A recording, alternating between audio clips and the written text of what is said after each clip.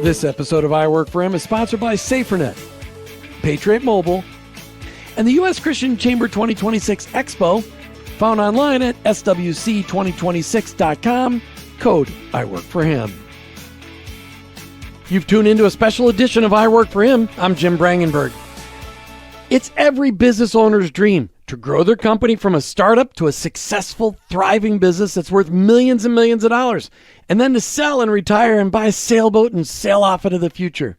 The problem with that dream is, for a Jesus-following business owner, it's actually a nightmare. Because if you do grow your business into a multi-million-dollar venture and have shaped your culture to reflect the God you serve, there are very few companies that want to buy you out and preserve your culture. We have witnessed over the years dozens of Christian, quote-unquote, Christian-run companies destroyed by selling out to private equity groups. Can we stop this madness? Is there a solution to this problem? What do you do if you're ready to sell your business and you have no good plan to fund your retirement without selling your business? How do you take care of yourself, provide for your employees, and protect the culture of your business you've so painstakingly grown over the years? Today, we hear the story of successful entrepreneur Steve Bock and his company, Subsentio.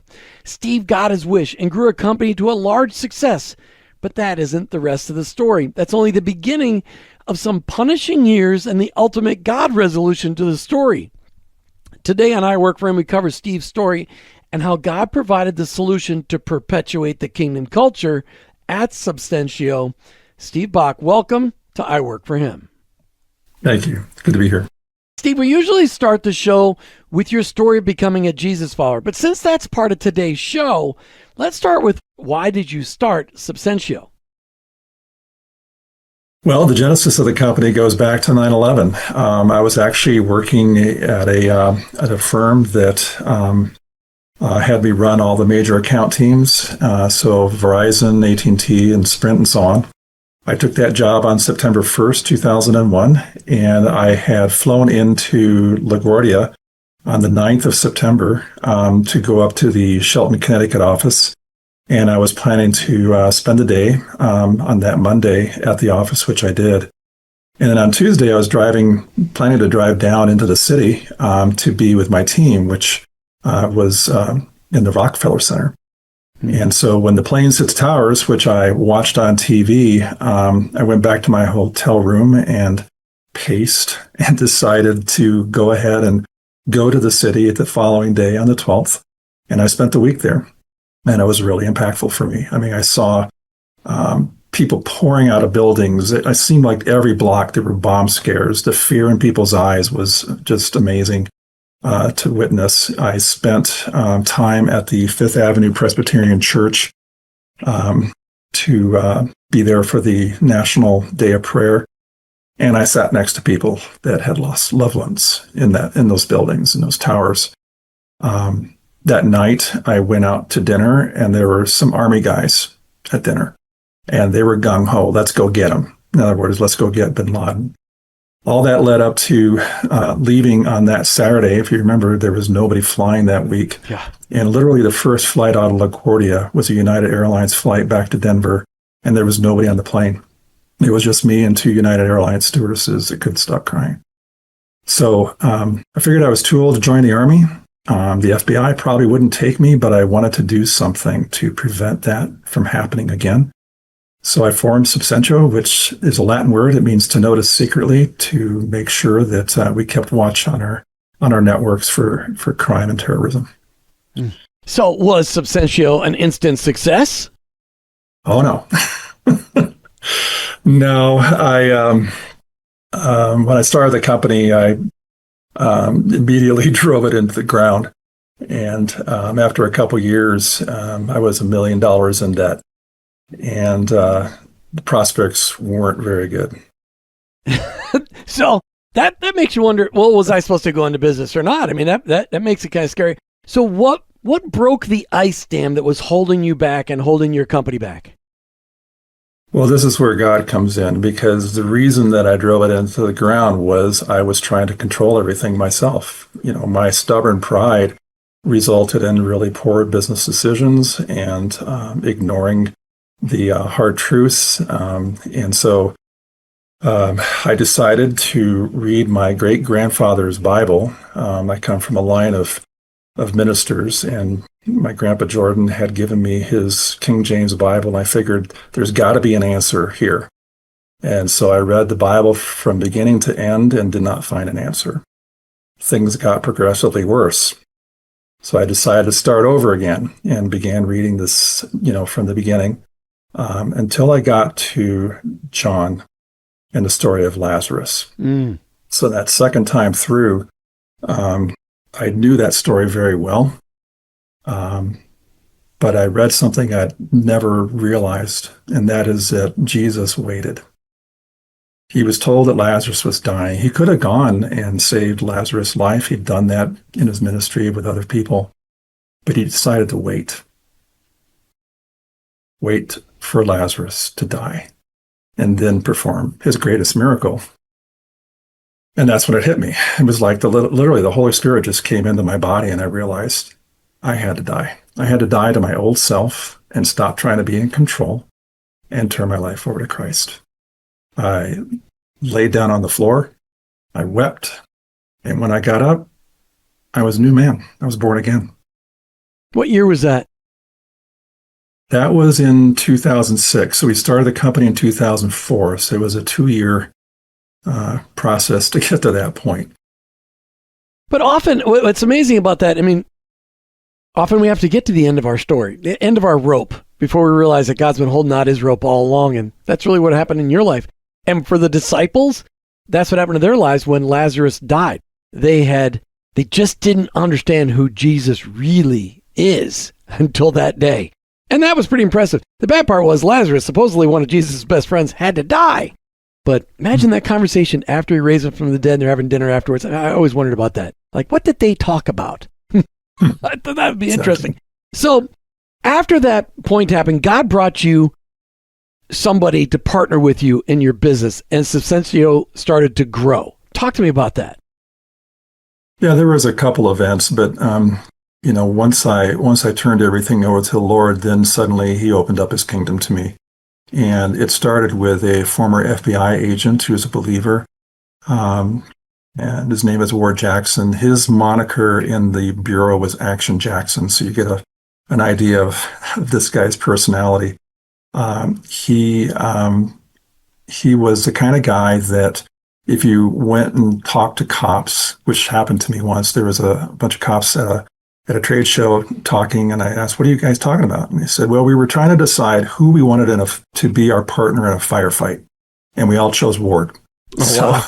That's the kind of guy he is. And I told him everything that had happened. I was completely transparent with him, and he said, "I want to walk with you." And once he came into the company, now we had credibility, that we had a former FBI guy that was very well respected in the industry, and it was like the good housekeeping seal of approval.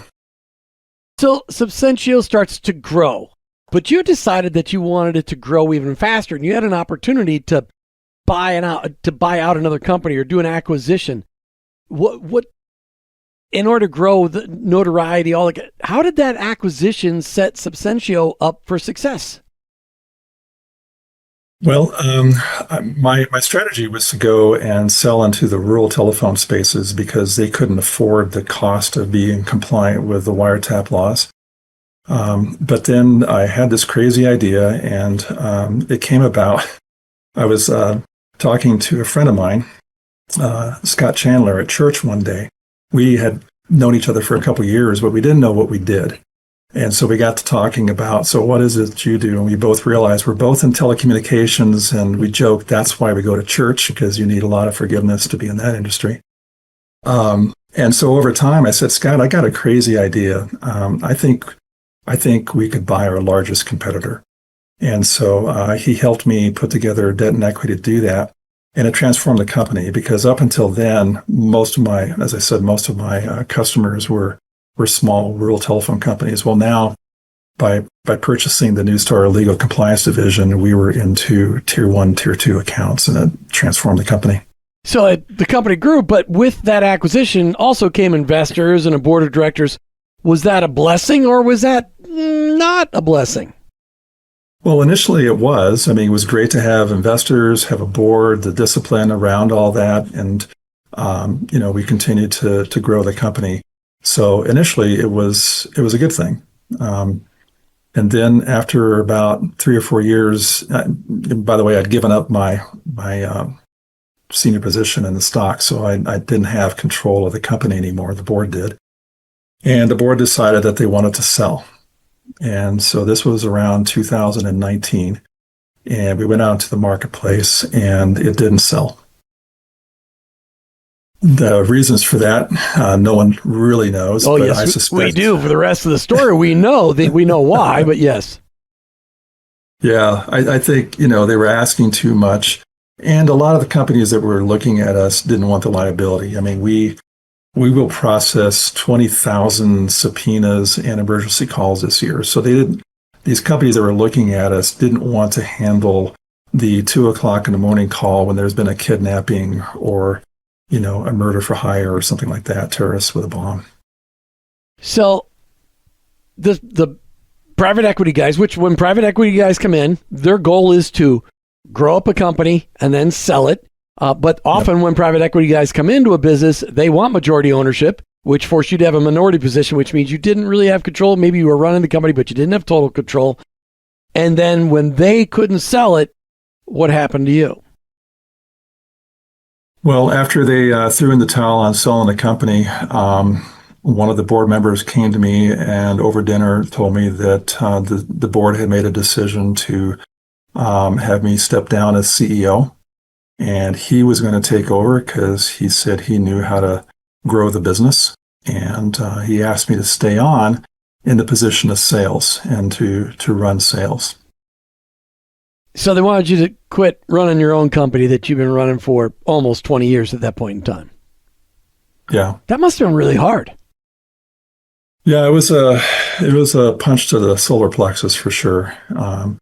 The timing of that was we were on a retreat with the executive staff, and they were pretty upset as well. And so, we all decided to give it a try. But it only took about 30 days for me to realize that the whole thing was just a train wreck.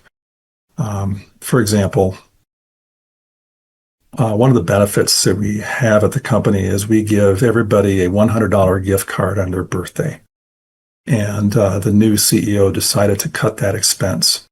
Now, in a company of 30 people, that's $3,000 on a company that's doing 6 or 7 million. I had one employee call me in tears saying, that's the only gift I ever get on my birthday. Wow. So, that's when, after being on my knees one day in prayer, I realized that if we didn't try to get control of the company back from these investors, and by the way, they're not all bad. There were good people on the board. They weren't all bad. But on my knees, I decided to try to get the company back. So let's talk about, because you've been forced out. They've already started dismantling the company. But let's go back to what you had what you had created. You had created a culture where employees were valued, where people were like family, because you guys dealt with a lot of trauma. You were in the trenches all the time. There was a culture there worth saving and employees worth honoring. Talk to us about how you developed that culture, because that's really there wouldn't be a story here if that hadn't happened over the years from 2004 when you started and 19 when they forced you out. There was 15 plus years of investing in people and creating a culture that made people want to stay. Talk to us about what had you done? I mean, $100 gift cards, that's not what this is all about. It's way deeper than that. No, it's not. I had always, well, first of all, everybody that works here back then and now are here for the mission. Our tagline is "Together we're saving lives." So it's all about helping law enforcement keep people safe. But beyond that, there's a culture that the priorities are God first, then family, then work. It doesn't always work that way because we work really hard, and some people probably work too long or too many hours. But that was the culture that we had, was trying to make sure we had our priorities in place to put God first and then family. before work. So we developed that with a variety of different things. We give special holidays. I think we have more holidays than anybody else, not only all the federal ones, but a special day just to be with family. I love Italy, and so we have a day called La Dolce Vita Day, which means the sweet life. And the idea is just to be like the Italians. They know how to live well, and that means spending time with family, spending time with your friends, and not working so hard.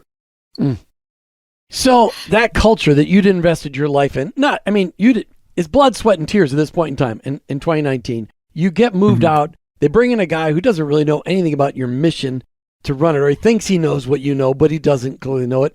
What did you see happen? You said in the first 30 days, you knew that this was a disaster. What did you see start happening? Did you start losing employees, or what was going on under this new person's leadership? Well, the employees, nearly every one of them wanted to quit. The way we treated our clients changed, and they were getting upset. Most disturbing was the way we were treating law enforcement. They were getting upset. And it was all about, how to enrich the pockets of the investors over the mission of the company.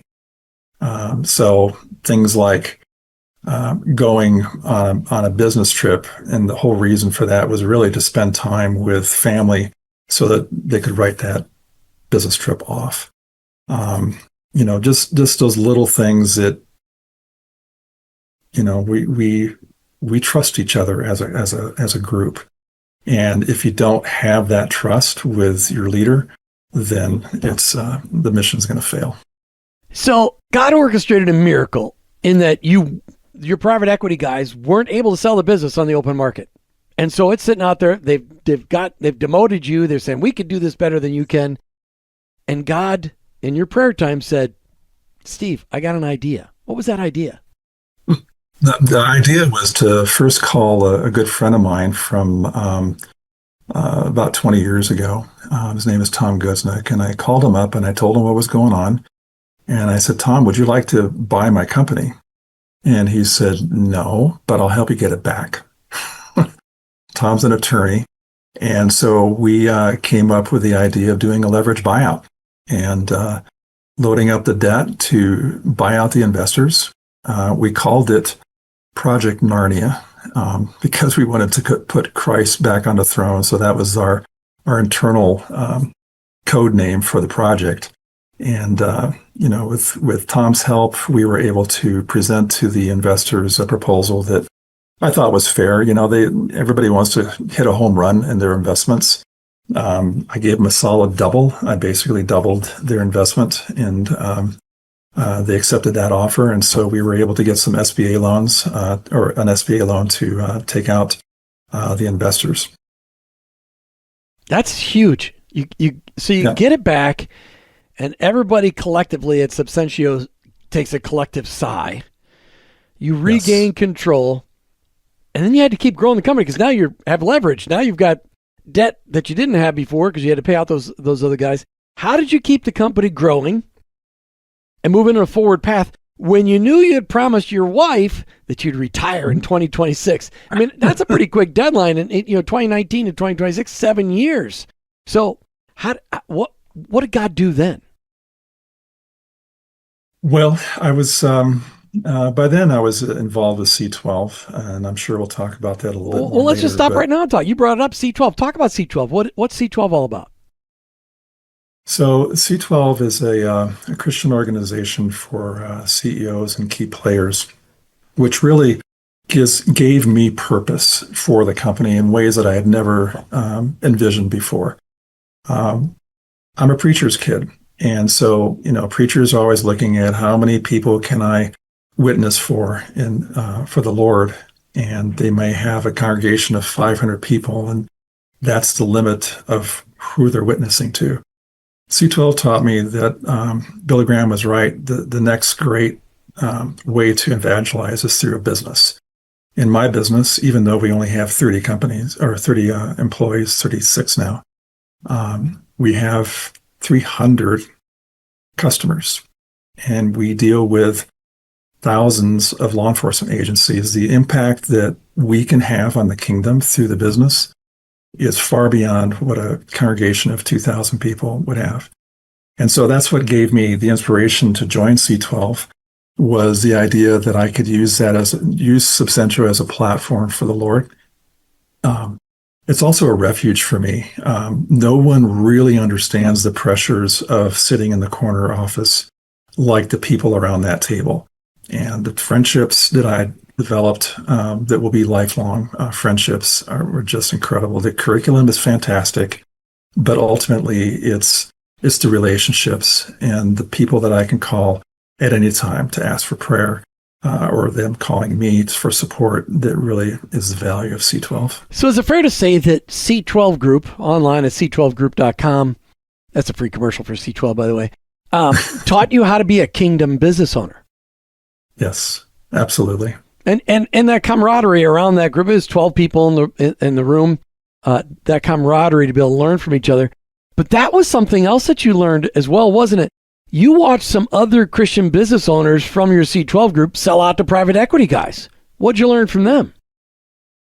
Well, I learned what I didn't want to do. At least in most cases, what I observed was that despite all the good intentions when you're at the negotiating table, every CEO I know of asks for the same thing. I want to make sure the mission and vision of the company continue, and I want to get a fair value for the sale of the company, and I want to take care of my employees. And so all these promises were made to people that I saw selling their companies. But then once the sale took place, even though they did profit from that sale, one guy in particular came to me in tears and said, "They've destroyed my company. The company that I steward, that the Lord allowed me to build, doesn't exist anymore. The culture is trashed. The executive staff that I, personally trained and they promised they would keep, all got fired." And I'm like, the Lord has more plans for Subsentio. And it's not about making money. That's not the reason I started the company in the first place. So I really wanted to learn from that and realize that I didn't have a lot of good options. I did look at selling, to my family. I have a couple boys that could have probably taken the company, but after talking to them, we realized that it would have been difficult for them as well. They would have had the issue of, well, you only got the job because of dad. And, there was always that uncertainty about whether or not they could be good leaders, or if they just got that because of their relationship with me. So what I love about that story is that you learned something. Unfortunately, it's something that on I Work for Him we've covered 1,000 times, maybe, but for sure, well over 500 Christian guys who the only way they can get any retirement recurring income is to sell their business, because all of everything they've got is in their business. So they need to sell, they need to liquidate in some way, and private equity is an easy route, so they think. But in doing so, the private equity groups that we've heard this story over and over again, they promise the world, they give you your cash, but after you've turned over the keys, they get to rebuild the engine however they want to do it. They can change the paint color. They can do whatever they want because it's theirs. Yes. And so that changed your perspective, but because of C12, you were then introduced to Perpetuate Capital. What did Perpetuate Capital bring to the table for helping you to sell your business but retain the kingdom culture? Well, I was fortunate to be introduced to Brant Brereton at Perpetuate through John Price. And, I love Brant from the very opening line. He said, "I made a ton of money in the Silicon Valley as an investment banker, and then the Lord told me to get my head out of my butt." And so once he said that, I thought, I'm going to get along with this guy really well. And he walked me through, and he recorded all this on a Zoom video. He walked me through how an ESOP works, an employee stock ownership plan. And it was like manna from heaven for me, because not only would I get a good valuation out of that and get the financial rewards, but I would be able to retain the culture. And most importantly, I would be able to turn the company over to the employees so they can continue the mission and the vision of the company. That's something as I've read about, actually I read Brandt's book in order to understand, a lot of people have a bad idea behind ESOPs. They think that it's too complicated, it's too hard to do. But what describe it. How does that ESOP work? Because the employees that are working for you probably didn't have the money to buy out the company. How did you create that? What does it look like? How's that work? Yeah, for us, it was a complicated transaction because I had given all of my employees options in the company. So in order for the transaction to take place, all the stock needed to be purchased, not just my stock, but the options holders as well. But with Brandt's help, and by the way, he has a great team of folks, really, really solid people. We were able to put together a deal where all the stock was purchased and put in a trust. So I'm no longer the owner of the company, the employees are. And then over time, the employees are able to, as they retire, cash out and get the benefits of being owners of the company. We were also able to take a portion of my stock and gift it to the National Christian Foundation. So we created a charitable contribution through NCF out of the sale of the stock as well. So was it a difficult conversation to explain to your employees how they're going to become owners as opposed to just being employees? Was that a big shift for them? I mean, they had stock options in Subsentio before you created this, but was that a mindset shift for them? Were they ready for it? I think overall it was a pretty easy sale, if I can put it that way. There were folks in the executive staff that had been with me for years that had a pretty large stake in the company, and so once they understood what I was trying to do, they were completely behind it. The board that I had at the time, of course, was behind it as well. And then there's my wife, Sunny. I ended up, taking that video that Brandt had made of that first meeting. And I said, I really want you to see what this opportunity is. And she stopped me after about 10 minutes. And this is where I get choked up because I love her so much. I mean, without her, I could not have, pulled this off. It was really a godsend for Sunny to come into my life. But she stopped me after about 10 minutes of watching this video, and she said, "Does this mean that I can gift money to Maria?" Yeah. Now, Maria is a missionary that we know in our church. She was raised a Muslim. She converted in India to Christianity and began opening up orphanages, and still to this day goes to India and walks into leper colonies. She's just an amazing woman. And so, Sunny was like, hey, if we can take the benefits of what the Lord has provided us and gift money to different charities, I'm all in. I love that. And I bet your employees were loving that too, because they're having an opportunity to say, hey, we get to perpetuate. We don't have to go find new jobs. We can just make the company that we already love, make it even better, and know that it can be there for us and maybe even our kids. Because you had young people on staff as well as people that have been with you for a lot of years, right? You had a whole range of ages. I did, yeah. We have I call them kids at my age. I get kid, that. Yeah. But they weren't. When I tell them my 9/11 story, there's this blank look on their face because they weren't even born yet. So we have everybody from that age group up to people in their 60s. I challenged them and I said, by doing this, in an all-hands meeting, I was explaining, the benefits of this. One of them is we don't have to pay federal taxes. And so I challenged them and said, what I'd like to do is set a goal of $10 million in charitable giving in 10 years. And I don't want that to be just Steve deciding who these charities are. I would love for you guys to set up a committee and decide where we're going to contribute to. So as I'm talking, I said, just put in the chat.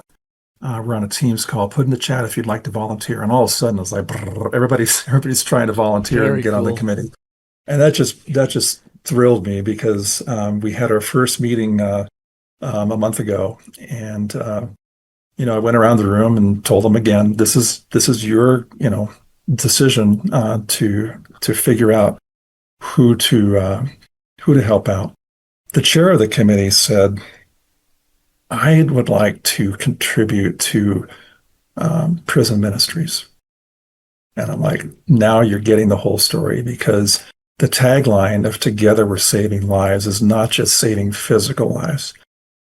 For me and for others that are believers, it also means redemption for those people that we put away.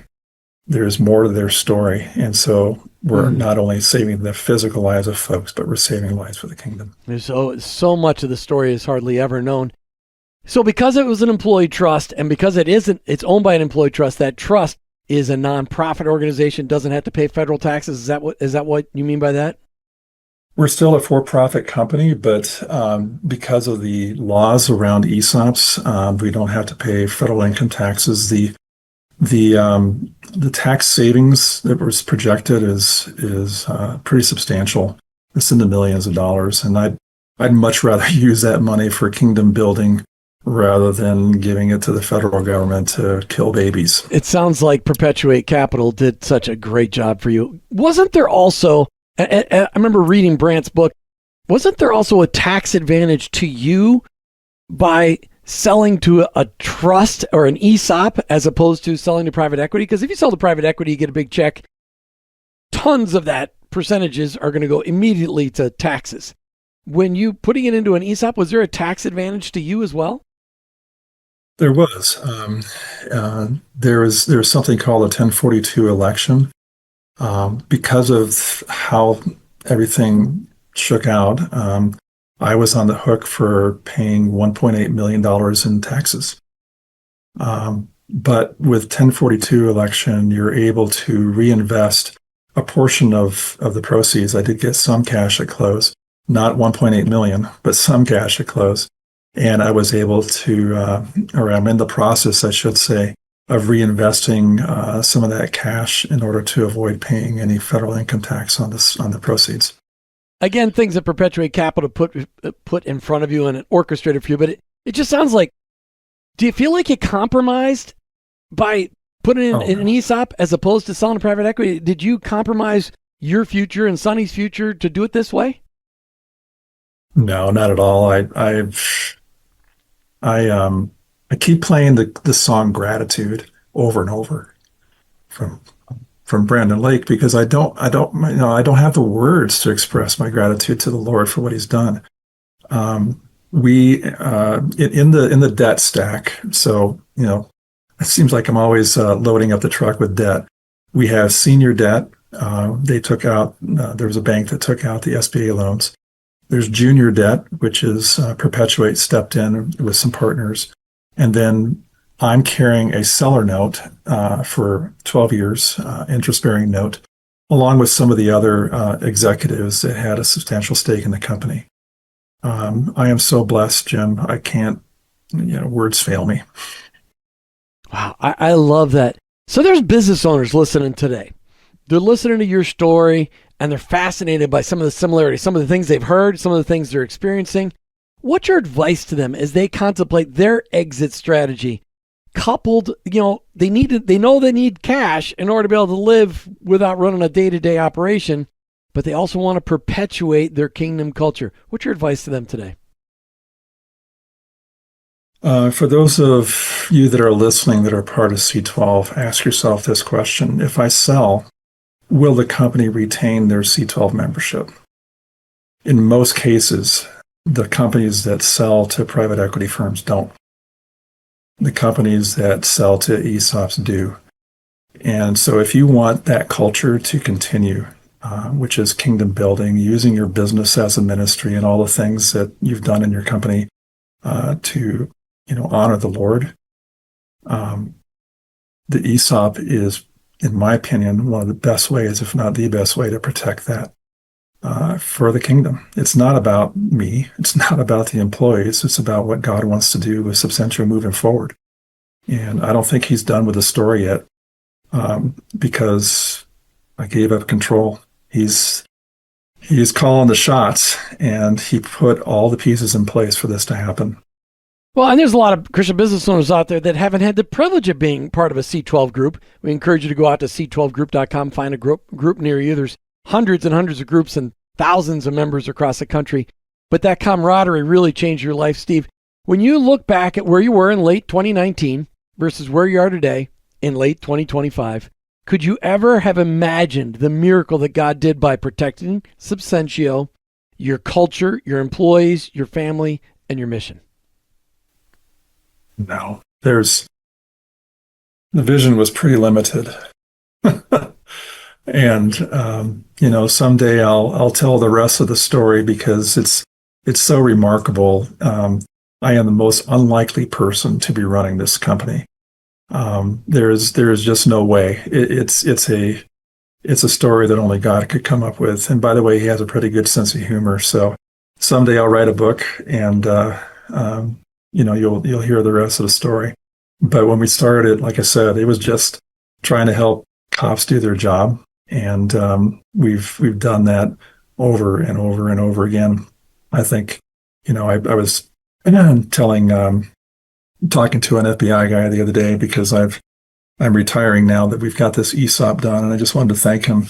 And he said that some of the best things I could have ever heard. He said, Steve, Subsentio is a godsend to the FBI, what you guys do. So praise be to God. That's got to be cool. So you said you're retiring, but we've had previous conversations, and we both know retirement's not biblical. It just means you're headed to a next phase of life. What's next?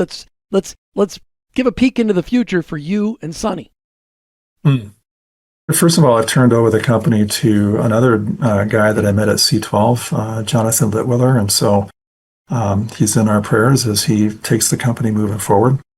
And then for Sonny and I, we are looking forward to whatever's next. I think being a missionary kid, that's where my heart is to support missions both locally and overseas.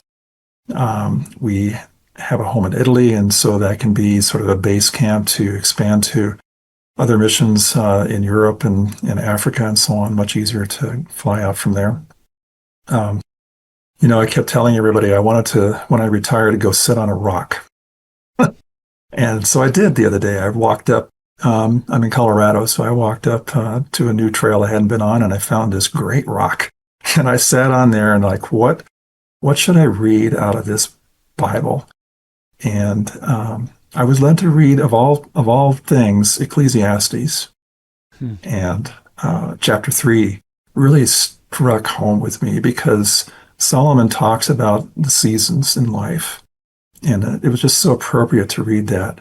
But then later on in that chapter, he talks about it's okay to eat and drink and be merry and enjoy the fruits of your labor. This is God's gift to my wife and me, to be able to enjoy what we've been provided and then to in turn give back. So we're looking forward to more missions work, more charitable work, and continuing to grow the kingdom and whatever God has in store. And my personal hope for you is that you get a chance to share this story personally in front of thousands of Christian business owners to help them make the right decision. How cool would it be before you go to meet the Lord face to face one day that you've helped launch 2,000 ESOPs because of your story? How cool would that be? Let's just set that as a goal. 2,000, I'm writing it down right now. ESOPs. I think that would be fantastic. Steve Bock, thanks for sharing your story today. Thanks so much, Jim. It's been a pleasure. As I close out today's show, I want to make sure you know how to get a hold of Perpetuate Capital. PerpetuateCapital.com. Pay attention.